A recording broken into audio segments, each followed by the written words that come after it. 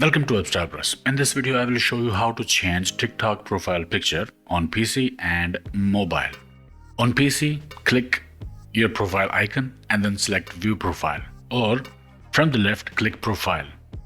Come over to this page and then click Edit Profile. Click pencil icon, select the picture that you like, click Open.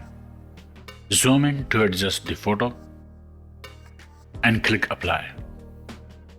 Click Save, and the profile picture has been changed.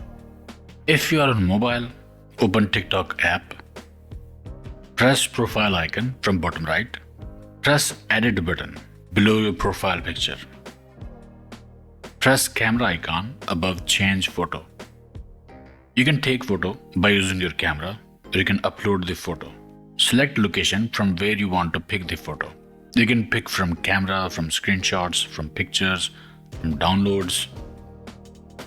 Select new picture, press next, press save and post. Uncheck post this photo to story.